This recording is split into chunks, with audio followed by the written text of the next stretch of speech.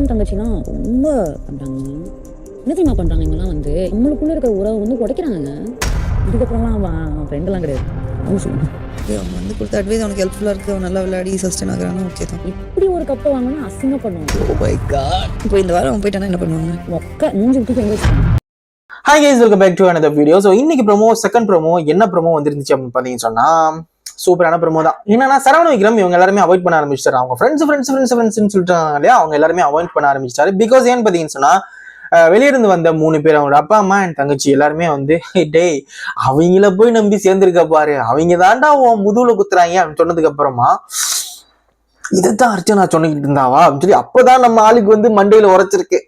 அவர் என்ன பண்ணாரு, ஓகே இதுக்கப்புறமா நம்ம வந்து அவங்க கூட சேரல அப்படின்னு சொல்லிட்டு இதுக்கப்புறமா அவாய்ட் பண்ண ஆரம்பிச்சிட்டாரு. ஸோ இதை பார்த்தீங்கன்னு சொன்னா என்னங்க இவன் இப்படி பண்ணிட்டு இருக்கான், இப்போ நம்மளை ஃபுல்லா அவாய்ட் பண்ண ஆரம்பிச்சிட்டாங்க அப்படின்னு சொன்னோடனே மாயா வந்து இல்ல அவன் இனிமே ஃப்ரெண்ட் எல்லாம் இல்லை நம்ம கிட்ட.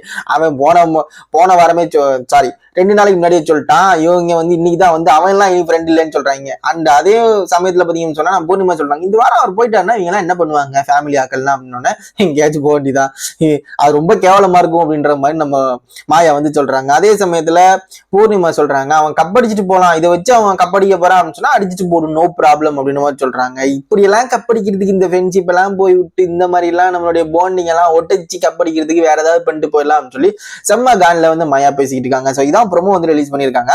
ஸோ அதை பொறுத்த வரைக்கும் ரியலைஸ் பண்ணிட்டு இருக்காரு அப்படின்னு மட்டும் தான் சொல்ல முடியும். ரியலைஸ் அப்படின்னு சொன்னா ஆல்ரெடி நடந்த விஷயங்கள் இது இப்படிதான் நடந்திருக்கு அப்படின்றது வந்து இப்பதான் இருக்கு புரியுது. காலம் கடந்த பின்ன ஞானம் வந்து எந்த ஒரு பிரயோஜனமும் இல்லை அப்படின்னு சொல்றது என்னோட கருத்து. ஏன்னா அப்பவே நீங்க வந்து அறிவுபூர்வமா இருந்திருக்கணும். இப்பயும் சேம் கேரக்டர் கண்மூடித்தனமான ஒரு நம்பிக்கையில அவங்களோட ஃபேமிலி சொன்ன விஷயங்கள் எல்லாத்தையுமே நம்பி இருக்காரு, அவ்வளவுதான். சரியா, வேற எதுவுமே இல்லை. சோ இது வந்து உங்களுக்கு புரிஞ்சிருந்து அப்படின்னு சொன்னா கீழே மறக்காம கமெண்ட் பண்ணுங்க. இன்னொரு சூப்பரான மறுபடியும் சந்திக்கலாம். அது வரைக்கும் குட் பை.